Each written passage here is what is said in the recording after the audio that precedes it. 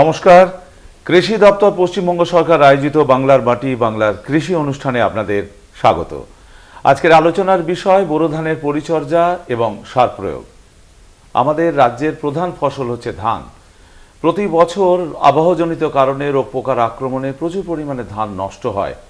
তাহলে উপায় আছে। কৃষি বিজ্ঞানী বিশেষজ্ঞরা পরামর্শ দিচ্ছেন কিভাবে এই বোরো ধানের পরিচর্যা করবেন, কিভাবে সঠিক সময়ে সঠিক মাত্রায় সঠিক সার প্রয়োগ করবেন, এই সব নিয়ে আজকের আলোচনা শুরু করব। শুরুতেই আপনাদের সঙ্গে আলাপ করে দিয়ে আজ আমাদের স্টুডিওতে উপস্থিত আছেন দুই বিশিষ্ট অতিথি। আছেন নলহাটি ১ নম্বর ব্লক বীরভূম থেকে সহ কৃষি অধিকর্তা ডক্টর জাহ্নবী সেন। নমস্কার, স্বাগত আপনাকে। আর আছেন রামপুরহাট ২ নম্বর ব্লক বীরভূম থেকে সহ কৃষি অধিকর্তা মোহাম্মদ আবুল হাসান। নমস্কার, স্বাগত আপনাকেও। আর প্রিয় দর্শক বন্ধু, আপনারা তো আছেনই, আপনাদের জন্য নাম্বার টিভি স্ক্রিনে দেওয়া আছে 03322250157। এই নাম্বারে ফোন করে আজকের বিষয়ের ওপর আপনারা প্রশ্ন রাখবেন। চলে আসছি সরাসরি আলোচনায়। ম্যাডাম, আপনার কাছে প্রথমে যে প্রশ্নটা রাখবো যে বোরো ধানের চাষ ইতিমধ্যেই শুরু হয়ে গেছে, তো বোরো ধান চাষের আগে বীজ শোধন একটা গুরুত্বপূর্ণ বিষয়। সেই বীজ শোধন কিভাবে করবেন এবং অঙ্কুরোদ্গমেরও কিছু সমস্যা থাকে, তার সমাধানই বা চাষি বন্ধুরা কিভাবে করবে? হ্যাঁ, একদমই তাই। বীজ শোধন বাচ্চাদের টিকাকরণের মতো ব্যাপার। আমরা যদি বোরো ধানের ক্ষেত্রে বীজ শোধনের কথায় আসি, তাহলে বলতে হবে যে কাঁদানে বীজ তলার ক্ষেত্রে আমরা 1.5 লিটার জলে যদি 3 গ্রাম ট্রাইসাইক্লাজোল অথবা 4 গ্রাম কার্বানডাজিম যে ওষুধগুলি পাওয়া যায়, সেইটি যদি আমরা গুলে 1.5 গ্রাম জলে আমরা 8 থেকে 10 ঘন্টা বীজ ভিজিয়ে রাখি, তারপর সেই বীজ তুলে তাকে জাক দিয়ে কল বের করে যদি সেই বীজ আমরা মাঠে পুঁতি, তাহলে তার অনেক উপকার আছে। যেমন বিভিন্ন রোগ এবং পোকার আক্রমণ থেকে বাঁচানো যেতে পারে গাছকে পরবর্তীকালে। এছাড়া বীজ শোধনের আগে আমাদের বীজ বাছাই করে নেওয়াটাও খুব দরকারি। এক্ষেত্রে আমরা 2% লবণ জলে বীজ বাছাই করে থাকি। বীজ বাছাইয়ের ক্ষেত্রে আপনার এই 2% জল মানে হচ্ছে লবণ জলের ক্ষেত্রে আমরা 2 গ্রাম জল 100 মিলিলিটার জলে ব্যবহার করব। এবং অঙ্কুরোদ্গমের যে কথাটা বললেন, বোরো ধানের যে চাষের সময় সেটা মূলত শীতকাল। এই সময়ে তাপমাত্রা কম থাকার জন্য শারীরবৃত্তীয় প্রক্রিয়াগুলি ভীষণ স্লো হয়ে যায়। সেই ক্ষেত্রে আমরা কিন্তু অঙ্কুরোদ্গমের সমস্যায় পড়ি। 3 থেকে 4 দিন বীজ অঙ্কুরোদ্গম হতে সময় লেগে যায়। সেই জন্য আমরা যেটা করতে পারি, সহজ উপায়ে একটা থার্মোকলের বাক্স ব্যবহার করতে পারি, খুব সহজেই পাওয়া যায়। সেই বাক্সে আমরা ফুটন্ত জল, যার তাপমাত্রা 100 সেন্টিগ্রেড মতো হয়, সেই জল যদি আমরা নর্মাল জলের সাথে 1:2 অনুপাতে ভরে, তাহলে তাপমাত্রা মোটামুটি 30 থেকে 35 ডিগ্রি চলে আসে। এইটাই হচ্ছে বীজ অঙ্কুরোদ্গমের জন্য সব থেকে ভালো তাপমাত্রা। তো সেখানে যদি বীজকে আমরা ভিজিয়ে রাখতে পারি বা ওভারনাইট ভিজাতে পারি বা 8 থেকে 10 ঘন্টা ভিজিয়ে সেই বীজ তুলে আমরা পরে যদি চাষ করতে পারি আবার 1 নাইট রেখে, তাহলে কিন্তু অঙ্কুরোদ্গমের সমস্যাও মিটে যায় সহজেই। আবুল সাহেবের কাছে আসবো। প্রথমে যেটা জানবো যে আঁতুড় ঘর বলা হয় শান্ত বীজতলা ক্ষেত্রে, এই বোরো ধানের বীজতলা কিভাবে চাষি বন্ধুরা করবেন? এখন তো আর সাবেকি প্রথার পরিবর্তে এখন আধুনিকভাবে নতুন নতুন আপনারা পরামর্শ দিচ্ছেন, সেই পদ্ধতিগুলো যদি একটু বলেন। অবশ্যই। তো বোরো ধানের ক্ষেত্রে সঠিকভাবে বীজতলা তৈরি করাটা অত্যন্ত জরুরি। এর জন্য আমাদেরকে প্রথমে বেছে নিতে হবে সেচের সুবিধাযুক্ত মাঝারি থেকে উঁচু জমি। এবং সাধারণভাবে আমরা 1/10 জমিতে বীজতলা তৈরি করি। যতটা জমি রোয়া করি তার 1/10 জমিতে বীজতলা তৈরি করি। তো এভাবে বললে 1 একর জমির জন্য 6 কাঠা বা 10 শতক জমিতে আমরা বীজতলা তৈরি করব।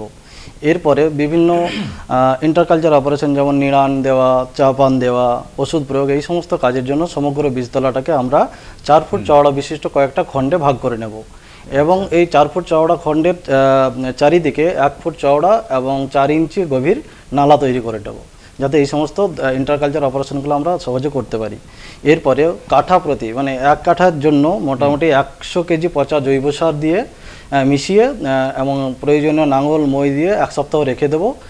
আমরা সাধারণত বোরো ধানে কাদা বীজতলা তৈরি করি। সেক্ষেত্রে শেষ চাষে কাঠা প্রতি 750 gram urea, 2 KG single super phosphate এবং 500 গ্রাম মিউরেট অফ পটাশ দিয়ে রেখে দেবো। এরপরে মিউরেট অফ পটাশ দিয়ে মোটামুটি আমরা জমিটাকে বীজতলাটাকে তৈরি করে নেব। সর্বশেষে যদি প্রয়োজন পড়ে 15 থেকে 20 দিন পর আমরা কাঠা প্রতি 750 গ্রাম ইউরিয়া চাপান দিতে পারি। এক্ষেত্রে বলে রাখি, অনেক চাষি ভাই এখন আধুনিক প্যাডি ট্রান্সপ্লান্টারের মাধ্যমে রোয়া করেন, সেক্ষেত্রে অবশ্যই পলিথিন সিড বা ট্রের মাধ্যমে তাকে বীজটাকে তৈরি করে নিতে হবে। আচ্ছা ম্যাডাম, কথায় আছে, আচ্ছা এক বন্ধু আছেন টেলিফোনে সম্ভবত, একটু দেখে নেব। হ্যালো, আছেন লাইনে? হ্যালো হ্যালো, হ্যাঁ, কে বলছেন, কোথা থেকে বলছেন? হ্যাঁ বলুন। হ্যাঁ স্যার, আমি বলছি জাঙ্গিপাড়া সার্কেল, স্বপন কুমার ঘোষ, জাঙ্গিপাড়া সার্কেল। আচ্ছা আচ্ছা, বলুন।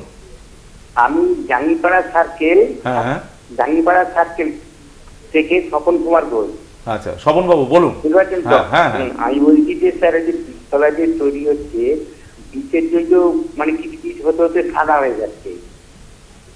সাদা হয়ে যাচ্ছে? সাদা হচ্ছে, হুম সাদা হচ্ছে বীজে, হুম, ওইটার জন্য কি করা আছে? আচ্ছা ঠিক আছে, আপনি সঙ্গে থাকুন। আচ্ছা, উত্তরটা দিয়ে দেবো? হ্যাঁ উত্তরটা দিন। আচ্ছা, এটা কিছু নয়, বিশেষত আমাদের অনুখাদ্যের ঘাটতির জন্য হচ্ছে, বিশেষ করে জিঙ্ক। এই জিঙ্ক অনুখাদ্যের ঘাটতির কারণে অনেক সময় কি হয়, যে নতুন পাতাগুলো গজাচ্ছে, সেই পাতার উপরের অংশটা সাদা হয়ে যায়। সাদা হয়ে যাওয়ার পর ওইটা আস্তে আস্তে মরে যায়। তো আমাদেরকে সেই জন্য যখন আমরা মূল সার দেব বা প্রথম চাপানোর সময় যদি জিঙ্ক সালফেট 8 থেকে 10 কেজি করে একর প্রতি যদি আমরা প্রয়োগ করি, তাহলে আশা করি এই সমস্যাটা আর আসবে না। ডক্টর সেন, আপনার কাছে আসবো। যে কথায় আছে, আই বৃষ্টি ঝেঁপে ধান দেবো মেপে, মানে জলের সঙ্গে ধানের চাষ, বিশেষ করে বড় একটা খুব নিবিড় সম্পর্ক, অথচ দেখা যায় যে কম জলে চাষ করা সম্ভব হচ্ছে আধুনিক পদ্ধতিতে। তো সেক্ষেত্রে কি বলবেন? একদমই তাই। বোরো চাষের একটা খুব নিন্দা আছে যে বোরো চাষে প্রচুর জল খরচ হয়। একটা সময় ছিল যখন বোরো চাষ কিন্তু বন্যা এলাকাতেই হতো, বন্যা প্লাবিত এলাকাতে। কিন্তু এখন বোরো চাষ সব জায়গায় হয়, যেহেতু এটা ভীষণ লাভজনক এক ফসল এবং শীতকালে তাপমাত্রায় বেশ সুন্দর ফলন পাওয়া যায়। কিন্তু বোরো চাষের ক্ষেত্রে প্রায় আপনার 1 কেজি ধান তৈরি করতে 3500 লিটার জল লাগে। 52% জল ধান চাষের বোরো চাষেই লাগে। তাই আমাদের জল বাঁচানো খুব গুরুত্বপূর্ণ একটা ব্যাপার। সেই ক্ষেত্রে আমরা কতগুলি উন্নত বিজ্ঞানসম্মত পদ্ধতির ব্যবহার করতে পারি। তার মধ্যে অন্যতম পদ্ধতি হচ্ছে এসআরআই পদ্ধতি বা শ্রী পদ্ধতি বলে যেটা প্রচলিত। এই ক্ষেত্রে 10 থেকে 12 দিনের চারা গুচিতে একটি করে 25 সেন্টিমিটার দূরত্বে গাছ থেকে গাছ এবং রো টু রো যে দূরত্ব 25 করে সেন্টিমিটারে রেখে আমরা বুনতে পারি। এবং যখন মাটিতে ফাটল দেখা যাবে তখন তাতে সেচ প্রয়োগ করলাম। গোটা ফলনকাল পর্যন্ত সবসময়ই মাটিতে জল ধরে রাখলাম না। এছাড়াও আরেকটি নতুন পদ্ধতি, alternate waiting and drawing method যেটাকে আমরা বলি, সেক্ষেত্রে আমরা প্রথাগত পদ্ধতির মতো প্রথমেই কিন্তু জল ঢুকিয়ে চাষ করব না। আমরা জো থাকা অবস্থায় শুকনো জমিতে চাষ করব। 2 থেকে 3 বার চাষ করবার পরে সেটাকে মই দিয়ে লেবেল করব। এরপরে মূল সার মিশিয়ে দেব। তারপরে যদি জমিতে জল একেবারেই শুকিয়ে যায় তাহলে আমরা 50 মিলিমিটার জল জমিতে দেব এবং রোয়ার 1 থেকে 2 ঘন্টা আগে যদি জমিতে রস না থাকে, যেদিনকে রুইব সেদিনকে আবার হাফ সেন্টিমিটার জল আমরা তাতে ভরে গুছিতে কিন্তু শ্রী পদ্ধতির মতোই একটি করে চারা রোপণ করব। এবং তারপরে আমরা যদি জানুয়ারি মাসে এই চারা রোপণ সম্পূর্ণ হয়ে যায়, তাহলে ফেব্রুয়ারি মাসে আমরা 4 দিন অন্তর মোট 7টি সেচ দেব, মার্চ মাসে আমরা 4টি সেচ দেব এবং এপ্রিল মাসে আমরা 3টি সেচ দেব। এইভাবে কিন্তু আমরা অনেকটা জলের সাশ্রয় করতে পারবো। এইভাবেই আমরা, এবং একটি টিউবের ব্যবস্থা যদি আরেকটু পদ্ধতি আমরা করতে পারি, একটি 40 সেন্টিমিটারের টিউব, প্লাস্টিকের পাইপ, সেটাকে মোটামুটি ছিদ্র করে আমরা 15 সেন্টিমিটার মাটিতে যদি পুঁতে রাখি এবং সেইভাবে যদি জলটাকে পর্যবেক্ষণ করতে পারি, 15 সেন্টিমিটার থেকে যখনই জল নিচে নামে আসবে তখনই আমরা জল প্রয়োগ করলাম এবং 50 মিলিমিটারই জল প্রয়োগ করলাম। তাতে জলের সাশ্রয় হবে, মিথেনের নিঃসরণ কমবে। তাই এই দুটো উপকারের জন্য আমরা কিন্তু কম জলে পদ্ধতি চাষ করতে পারি। এখানে একটা স্বাভাবিক প্রশ্ন জাগে যে চাষি বন্ধুরা এটাকে সাদরে গ্রহণ করেছেন এখন পর্যন্ত? আপনার তো এলাকায় আপনি কাজ করছেন। জল যেহেতু ভীষণই একটি সহজলভ্য প্রাপ্তি, তাই জল কিন্তু চাষিরা এতটা গুরুত্ব দিয়ে বুঝতে পারছেন না এবং ভূগর্ভস্থ জল প্রচন্ড তোলা হচ্ছে, যার জন্য আর্সেনিক দূষণ, মিথেন নিঃসরণ, ভূগর্ভস্থ জলও তো ক্রমশ নিঃশেষিত হচ্ছে, ঘটনাগুলো কিন্তু ঘটছে। ঠিক আছে, আমি আপনার কাছে আসবো যে আবুল সাহেব, যে সার অত্যন্ত গুরুত্বপূর্ণ, কেননা গাছের পুষ্টি শুধু নয় তার উপর ফলন নির্ভর করে। এখন রাসায়নিক এবং জৈব 2 ধরনের সারের ব্যবহার ক্রমাগত চলছে। এক্ষেত্রে বোরোর চাষের ক্ষেত্রে চাষিরও সাশ্রয় হবে, অথচ ভালো ফলন পাওয়া যাবে, সার সম্পর্কে কি বলবেন? অবশ্যই বোরো ধানের সার সঠিক মাত্রায়, সঠিক সময়ে এবং সঠিক পদ্ধতিতে সার প্রয়োগ খুবই গুরুত্বপূর্ণ। তো বোরো ধানের ক্ষেত্রে প্রথম চাষে আমরা যখন করব জমিটা তৈরি, তখন 8 থেকে 10 গাড়ি গোবর সার বা 2 টন কম্পোস্ট সার বা 2 কুইন্টাল মতো খোল আমরা প্রয়োগ করব। আর তরাই অঞ্চলের ক্ষেত্রে বিশেষ করে দার্জিলিং, জলপাইগুড়ি এই সমস্ত জায়গায় প্রতি 3 বছর অন্তর অন্তত একবার 4 থেকে 8 কুইন্টাল ডলোমাইট প্রয়োগ করতে হবে, কারণ ওইখানকার মাটি অ্যাসিড ধর্মী, তো মাটিটাকে প্রশম করার জন্য এই জিনিসটা আমরা করে থাকব। আর সাধারণভাবে যদি বলি আমরা, যে কোনো মাটিতে রাসায়নিক সার প্রয়োগ করার আগে অবশ্যই আপনারা মাটি পরীক্ষা করবেন। মাটি পরীক্ষার সুপারিশ অনুযায়ী রাসায়নিক সার প্রয়োগ করা অবশ্যই জরুরি। এক্ষেত্রে আমরা যদি কোনো একটা মাঝারি উর্বর জমির যদি আমরা উদাহরণ দিই, সেক্ষেত্রে উচ্চ ফলনশীল বোরোর ক্ষেত্রে 52 কেজি নাইট্রোজেন, 26 কেজি ফসফেট এবং 26 কেজি পটাশ একর প্রতি আমাদের প্রয়োজন হয়। তো এক্ষেত্রে আমরা বলে রাখি যে যখন আমরা মূল সার প্রয়োগ করব, মূল সার প্রয়োগের সময় নাইট্রোজেনের 1/4 এবং সম্পূর্ণ ফসফেট আর 3/4 ভাগ পটাশ আমরা প্রয়োগ করব। এই এনপিকে 3/4 ভাগ পটাশটা আমরা প্রয়োগ করব। 3/4 ভাগ পটাশ এইটা অনেকে চাষি ভাইরা করে না। এই ক্ষেত্রে বলে রাখি যে এই পটাশের যদি আমরা স্প্লিট ডোজ করি, মানে চাপানটা আলাদাভাবে দিই, সেক্ষেত্রে লাস্টের দিকে যে রোগ প্রতিরোধক ক্ষমতা সেটা কিন্তু বেড়ে যায়। আর প্রথম চাপান হিসাবে আমরা 1/2 নাইট্রোজেন আর দ্বিতীয় চাপান 1/2 নাইট্রোজেন, এটা আমরা প্রথম চাপান হিসাবে ওই 5 কাঠি ছাড়ার সময় মোটামুটি প্রয়োগ করবো, রোয়ার 15 থেকে 20 দিন পর। এবং দ্বিতীয় চাপান হিসাবে অবশিষ্টাংশ 1/4 নাইট্রোজেন এবং 1/4 পটাশ আমরা প্রয়োগ করব থোড় মুখে। যখন থোড় আসবে সেই সময় প্রয়োগ করব। কোন একটা সারের উদাহরণ দিয়ে যদি বলা যায় ব্যাপারটা আরও সুবিধা হবে, যেহেতু আমরা সাধারণত 10-26-26 এনপিকে 10-26-26 বা 14-35-14 এই সমস্ত সার দিয়ে চাষ করতে অভ্যস্ত। সেক্ষেত্রে 14-35-14 যদি উদাহরণ দিই, তাহলে 14-35-14 আমার একর প্রতি মূল সার হিসাবে 74 কেজি 14-35-14 লাগবে, 6 কেজি ইউরিয়া আর বাকি 14 কেজি মিউরিয়েট অফ পটাশ। এক্ষেত্রে আমার প্রথম চাপান হিসাবে 58 কেজি ইউরিয়া লাগবে, দ্বিতীয় চাপানে আমার 29 কেজি ইউরিয়া এবং বাকি 8 কেজি মিউরিয়েট অফ পটাশ প্রয়োগ করতে হবে। আর আরেকটা জিনিস লক্ষণীয় বিষয় যে আমরা যদি ফসফেট সারের যদি অর্ধেকটা সিঙ্গেল সুপার ফসফেটের অর্ধেকটা যদি ফসফেট সার হিসেবে প্রয়োগ করি, তাহলে আলাদা করে কিন্তু কোনো সালফারের প্রয়োজন হয় না। আর অন্যথায় একর প্রতি 8 কেজি করে সালফার আমাদের প্রয়োগ করতে হবে। তার মানে সঠিক সময়ে, সঠিক মাত্রায়, সঠিক সারটা প্রয়োগ করতে হবে, অবশ্যই মাটি পরীক্ষা করে নিয়ে। একদম। আচ্ছা, আমি ম্যাডাম আপনার কাছে আসবো যে বিষয়টাকে নিয়ে, যে জীবাণু সারের কথা আমরা জানি, বোরো ধানের ক্ষেত্রে প্রয়োগ পদ্ধতিটা কীরকম? বোরো ধানের ক্ষেত্রে জীবাণু সার খুবই গুরুত্বপূর্ণ ব্যাপার, কারণ ফসলটি ধান এবং ধানের জন্য আমাদের প্রচুর নাইট্রোজেন লাগে। তো সেই যদি নাইট্রোজেনের পরিমাণ আমরা কমাতে চাই এবং জমিতে দেওয়া যে ইউরিয়া তারটা যদি সহজলভ্য করতে চাই, সেই ক্ষেত্রে আমরা অ্যাজোলার ব্যবহার করতে পারি, অ্যাজোস্পাইরিলাম অ্যাজোলার ব্যবহার করতে পারি। এছাড়া ব্লু গ্রিন অ্যালগি, মানে এটি এক ধরনের শৈবাল, সেটা আমরা ব্যবহার করতে পারি। বাজারে spirulina plus blue green algae এটার কম্বিনেশন পাওয়া যায়, সেটাও ব্যবহার করতে পারি।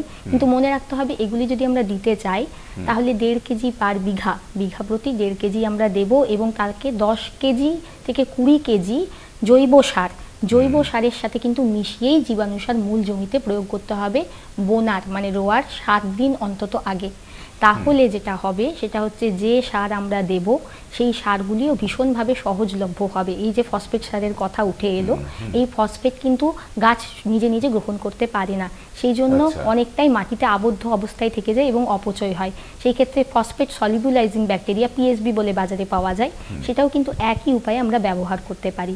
এবং যদি আমরা এটা ব্যবহার না করতে পারি, তাহলে আরেকটি সহজ উপায় যেটা সমস্ত চাষি বন্ধুরাই করতে পারেন, সেটা হচ্ছে 100 গ্রামের প্যাকেট পাওয়া যায়। এটি যদি আমরা 1 লিটার জলে গুলে দ্রবণ বানিয়ে নিই, তাতে যদি আমরা চারা ডুবিয়ে শোধন করে নিই চারাগুলিকে রোয়ার আগে, তাহলেও কিন্তু একইভাবে কাজ দেবে।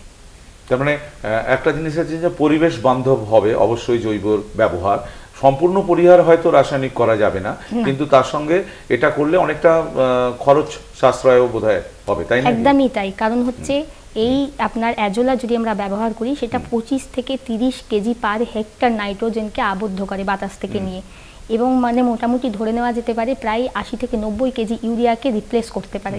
তো সেই জন্য চাষের সাশ্রয় হবে খরচে।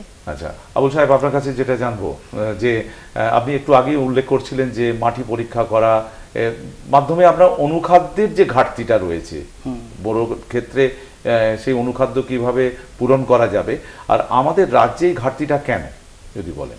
একদম, অনুখাদ্য প্রয়োগটা অনেকটা আছে তরকারিতে নুন দেওয়ার মতো। আচ্ছা আচ্ছা, যদি আমরা খুবই অল্প পরিমাণে লাগবে, কিন্তু যদি আমরা না দিই তাহলে গাছের বৃদ্ধি বা পুষ্টি ব্যাপকভাবে পরবর্তীকালে গাছ ক্ষতির সম্মুখীন হবে এবং ফলনটাও আশানুরূপ হবে না।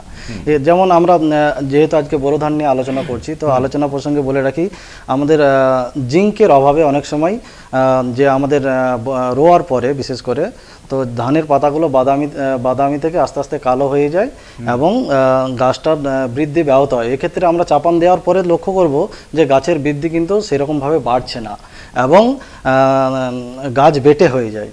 তো এই যে অবস্থা, এটাকে বলছে খয়রা ডিজিজ। এক্ষেত্রে আমরা যদি ওই শিকড়গুলো লক্ষ্য করি গাছের, সেক্ষেত্রে দেখা যাবে গাছের শিকড়গুলো প্রথমে হচ্ছে হলুদ থেকে তারপরে কালচে হয়ে গেছে এবং গাছ কিন্তু বসে যায় আর বাড়ে না। আর একটা উদাহরণ, যেমন একজন চাষি ভাই ফোন একটু জিজ্ঞাসা করছিলেন যে জিঙ্কের অভাব, তো জিঙ্কের অভাবে যে পাতার ডগাগুলো, নতুন যে কচি পাতা, সেই পাতার ডগাগুলো সাদা হয়ে শুকিয়ে যায় এবং একই রকমভাবে গাছ বেটে হয়ে যায়।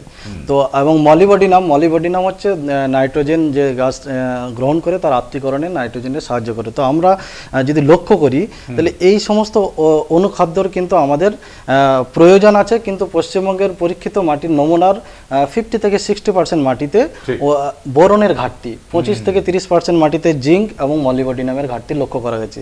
তো এই ঘাটতির কারণগুলো কি? ঘাটতির কারণগুলো আমাদের হচ্ছে, প্রথম যেটা বলার সেটা হচ্ছে জৈব সারের ব্যবহার বা প্রবণতা কিন্তু কমেছে, ঠিক আছে, কিন্তু জৈব সারের মধ্যে সবথেকে বেশি আমাদের অনুখাদ্য থাকে। আর দ্বিতীয় হচ্ছে উচ্চ ফলনশীল এবং হাইব্রিড এই সমস্ত ধানের আমরা চাষ করছি, কিন্তু এগুলোর হচ্ছে দেশি যে সমস্ত ধান, তার থেকে এদের অনুখাদ্যর ডিমান্ড বা চাহিদা অনেকটা বেশি।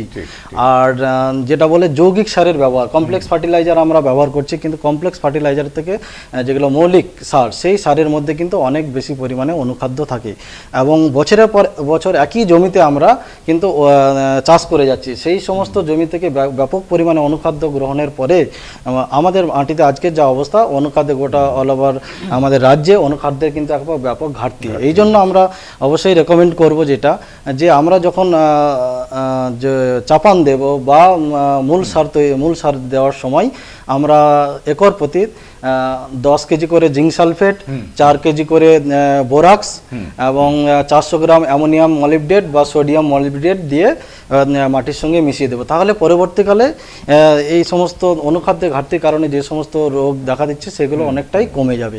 এছাড়া কোনো চাষি ভাই এখন যেমন স্প্রে, কোনো চাষি ভাই যদি মনে করেন যে স্প্রে করব, তাহলে সেক্ষেত্রেও আপনি জিঙ্ক ইডিটিএর স্প্রে করতে পারেন 0.5 গ্রাম প্রতি লিটার জলে। বোরন অক্টাবোরেট এসছে, বোরন 20%, সেটা আপনি 1 গ্রাম থেকে 1.5 গ্রাম প্রতি লিটার জলে, এবং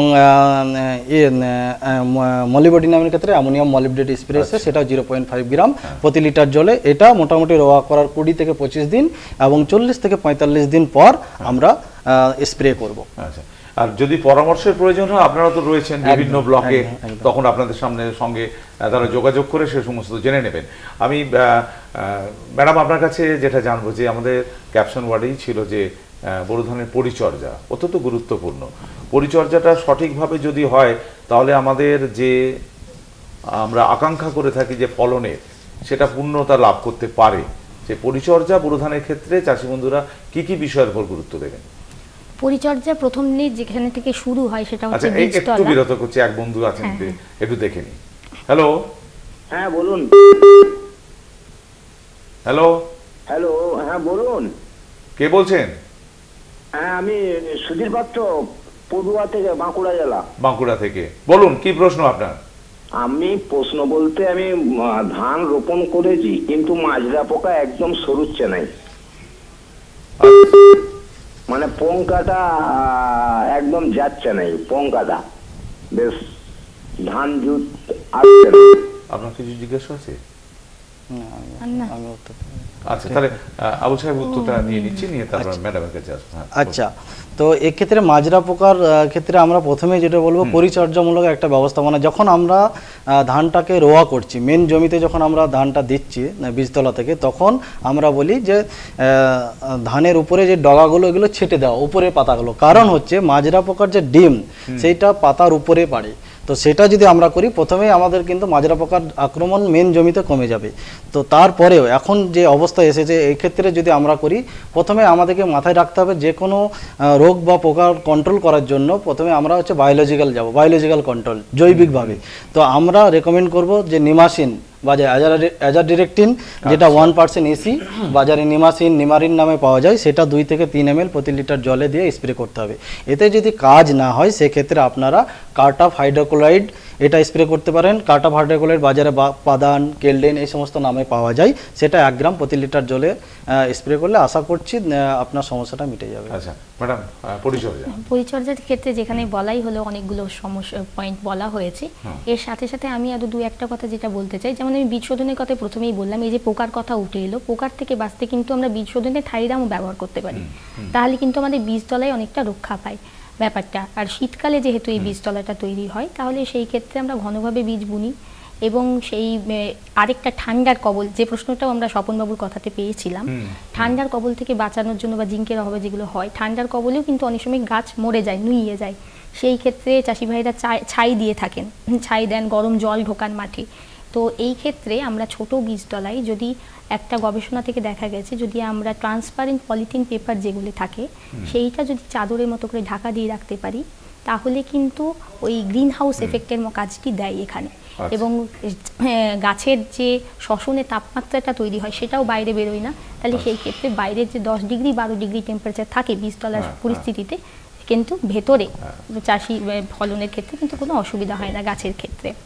এটা বীজতলার পরিচর্যার পর আমরা যখন মূল জমিতে চলে আসব, মূল জমিতে পরিচর্যার ক্ষেত্রে আমাদেরকে সঠিক সময়ে চাপান সার প্রয়োগ করতে হবে। চাপান সার হিসেবে অন্যান্য সারের কথা যেমন উঠে এসেছে, আমরা ন্যানো ইউরিয়ার কথাও ব্যবহার করতে পারি, আসতে পারি। সেই ক্ষেত্রে আমাদের খরচ অনেকটা সাশ্রয় হয় এবং দূষণ অনেকটা কম হয়।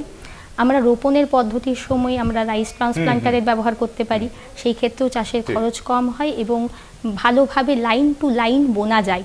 এই যে ঘনভাবে, হ্যাঁ, সারি টু সারি বোনা যায়, ঘনভাবে বুনলে যেটা হয়, রোগ আলো বাতাস ঢোকে না এবং গাছে রোগ পোকার পরিমাণ কিন্তু অনেক বেশি হয়ে যায়। তাই যদি আমরা সারির ব্যবহার করতে পারি এই উন্নত প্রযুক্তিগুলির মাধ্যমে, তাহলে কিন্তু, এবং সরকারি ভর্তুকিতেও এই সমস্ত যন্ত্রপাতি কেনার জন্য ছাড় পাওয়া যায়, রাইস ট্রান্সপ্লান্টারে যেমন ছাড় পাওয়া যায়। আচ্ছা, এগুলি করা যায়। আমাদের সময় ক্রমশ সংক্ষেপ হয়ে আসছে, তবু এক বন্ধু আছেন টেলিফোনে, আমি একটু দেখে নিই। হ্যালো হ্যালো, হ্যাঁ, কে বলছেন, কোথা থেকে বলছেন, একটু তাড়াতাড়ি। হ্যাঁ, আমি পশ্চিম মেদিনীপুরের কেশারি থেকে অপূর্বগিরি বলছি। আচ্ছা বলুন। ব্যাপারটা হচ্ছে স্যার, হ্যাঁ আমি পশ্চিম মেদিনীপুর কেশারি থেকে অপূর্বগিরি বলছি। অপূর্ব বাবু বলুন। ব্যাপারটা হচ্ছে স্যার, একটু আগে যেটা বলছিলেন, মানে ওই মাইক্রো নিউট্রিয়েন্ট যেগুলো, মানে অনুখাদ্য, ঠিক আছে, তো যোগাযোগ বিচ্ছিন্ন, হ্যাঁ বিচ্ছিন্ন হয়ে গেছে। আমি শেষ প্রশ্নে যাব আপনার কাছ থেকে, নতুন জাত এবং জাত নির্বাচনের ক্ষেত্রে তফাৎটা, ফারাকটা কি? ভালো জাত, অবশ্যই ভালো জাতের ক্ষেত্রে প্রথমেই বলবো যে আপনারা যে কোনো বিশ্বস্ত প্রতিষ্ঠানের বীজ আপনারা কিনবেন, সেক্ষেত্রে সার্টিফাইড সিড কিনবেন। বিশ্বস্ত প্রতিষ্ঠান যেমন আমাদের ন্যাশনাল সিড কর্পোরেশন হতে পারে, রাজ্য বীজ নিগম হতে পারে, অথবা পশ্চিমবঙ্গের আপনার পশ্চিমবঙ্গের যে সমস্ত এগুলো আছে, যেমন হচ্ছে Tara Maa seed farm, Ramnagar seed farm, এই সমস্ত সিড ফার্ম থেকে বা কল্যাণী সিড ফার্ম, এই সমস্ত জায়গা থেকে বীজটা কিনতে হবে। এবং প্যাকেটের গায়ে দেখে নিতে হবে যে নীল ট্যাগ, আকাশি নীল কালারের ট্যাগ, সার্টিফাইড। এবং সার্টিফাইড ট্যাগের পর ওইখানে যে কয়েকটা জিনিস দেখে নিতে, সার্টিফিকেশন নাম্বার, লট নম্বর, ওইটা পিউরিটি পার্সেন্টেজ, জার্মিনেশন পার্সেন্টেজ, তাছাড়া ওনার যে এগুলো আছে, সার্টিফিকেট নাম্বার, পজিশন নেম, তারপর ডেট অফ টেস্টিং, এই সমস্ত জিনিসগুলো আমাদেরকে দেখে নিতে হবে, ঠিক আছে। হ্যাঁ, এবং যে বস্তাটা বা প্যাকেটটা খোলার পর আমাদের অবশ্যই খেয়াল রাখতে হবে ধানগুলো যেন একই রকম সাইজের আছে কিনা। সেক্ষেত্রেও অনেকটা দেখা যায় যে ওর মধ্যে কোনো অ্যাডমিক্সচার আছে কিনা, সেক্ষেত্রেও আমরা কিন্তু এই জিনিসটাকে সেই রকমভাবে চয়ন করব। একদম চোখ কান খোলা রাখতে হবে। আমাদেরও সময় জানান দিচ্ছে যে ইতি টানতেই হবে। স্টুডিওতে আসার জন্য, সুপরামর্শ দেওয়ার জন্য আপনাদের অসংখ্য ধন্যবাদ এবং নমস্কার। সেই সঙ্গে দর্শক বন্ধু, আপনাদের জানাই যে আজকের একটা গুরুত্বপূর্ণ যে আলোচনা, বোরো ধানের চাষ ইতিমধ্যে শুরু হয়েছে। আমাদের খাদ্য ভাণ্ডার সুরক্ষিত রাখতে গেলে যে পরামর্শগুলো আজকের এখান থেকে আমাদের এই বিশেষজ্ঞরা দিলেন, সেটা যদি অনুসরণ করা যায়, তাহলে আগামী দিনে ফলন নিঃসন্দেহে ভালো হবে এবং ধান গুদামজাত করতে পারবো। এরকমই গুরুত্বপূর্ণ বিভিন্ন কৃষি সংক্রান্ত বিষয় নিয়ে প্রতি বৃহস্পতিবার ঠিক 5:30টায় কলকাতা টিভির পর্দায় আপনারা দেখতে থাকুন আমাদের বাংলার মাটি বাংলার কৃষি অনুষ্ঠান। আজকের মতো বিদায় নিচ্ছি, কিন্তু কোথাও যাবেন না। পরবর্তী অনুষ্ঠানের জন্য আপনাদের নজর থাকুক কলকাতা টিভির পর্দায়। নমস্কার। নমস্কার।